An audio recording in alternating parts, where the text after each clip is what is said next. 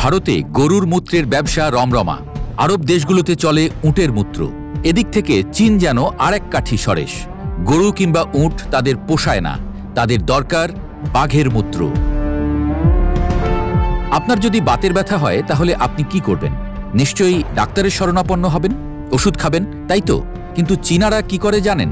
তারা যায় চিড়িয়াখানায়, দাঁড়ায় বাঘের খাঁচার সামনে, আর চিড়িয়াখানা কর্তৃপক্ষ এক বোতল বাঘের মূত্র ধরিয়ে দেয় তাদের হাতে। অবাক হচ্ছেন? অবাক হলেও সত্য, বাঘের মূত্র ভরা এই এক বোতলই হচ্ছে বাতের ব্যথার সবচেয়ে কার্যকরী ওষুধ।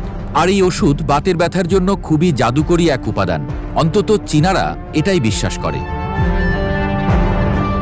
বাতের ওষুধ হিসেবে বাঘের মূত্র বোতলে ভরে বিক্রি করছে চীনের দক্ষিণ পশ্চিমাঞ্চলীয় প্রদেশ সিচুয়ানের ইয়ান বিফেংশিয়া ওয়াইল্ড লাইফ জু নামের এক চিড়িয়াখানা। এই ওষুধের নাম মেডিসিনাল টাইগার ইউরিন। 250 মিলিগ্রাম পরিমাণ এই ওষুধের দাম 50 ইউয়ান, যা বাংলাদেশি মুদ্রায় 847 টাকা। কথায় বলে টাকায় বাঘের দুধ মেলে, কিন্তু আপনার টাকা থাকলেও বাঘের মূত্র দিয়ে তৈরি এই ওষুধ নাও পেতে পারেন। এটা নির্ভর করবে অনেকটা ভাগ্যের ওপর। দেশটির চিড়িয়াখানা কর্তৃপক্ষ প্রতিদিন মাত্র 2 বোতল ওষুধ বিক্রির অনুমতি দেয়, তাই গ্রাহককে অর্ডার দিয়ে বেশ কয়েকদিন অপেক্ষা করতে হয় এই ওষুধটির জন্য। সাউথ চায়না মর্নিং পোস্ট বলছে, বোতল ভর্তি এসব ওষুধ সাইবেরিয়ান টাইগারের মূত্র। ইয়ান বিফেংশিয়া চিড়িয়াখানায় পাওয়া যায় এ ওষুধ। সেখানে সাইবেরিয়ান বাঘের জন্য পৃথক জায়গা রয়েছে, সেখান থেকেই সংগ্রহ করা হয় এই মূত্র। তবে বাঘের মূত্র জীবাণুমুক্ত করে বোতলে ভরা হয় কিনা এ প্রশ্নের স্পষ্ট জবাব দেয়নি কর্তৃপক্ষ। এখন আসি মূল কথায়, কিভাবে কাজ করে এই ওষুধ এবং এর প্রয়োগ করা হয় কিভাবে। কিভাবে এই ওষুধ প্রয়োগ করতে হবে সে বিষয়ে একটি নির্দেশনা দিয়েছে দেশটির চিড়িয়াখানা কর্তৃপক্ষ। তারা বলছে, এই ওষুধ 2 ভাবে ব্যবহার করা যাবে।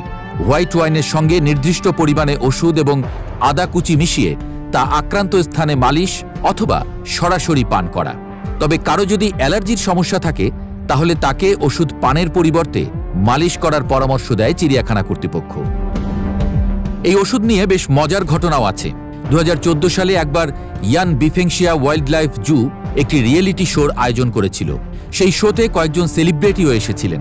সেই সেলিব্রিটিদের তখন উপহার হিসেবে দেয়া হয়েছিল বাঘের মূত্র।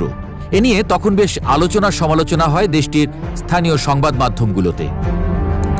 চীনের হুবেই প্রদেশের প্রধান ঐতিহ্যগত হাসপাতালের একজন ফার্মাসিস্ট সাউথ চায়না মর্নিং পোস্টকে জানান, বাঘের মূত্র মালিশ করলে বা পান করলে বাতের ব্যথা সারে এমন দাবির কোনো বৈজ্ঞানিক ভিত্তি নেই, বরং এ বিষয়ে তিনি অসন্তোষ প্রকাশ করেন।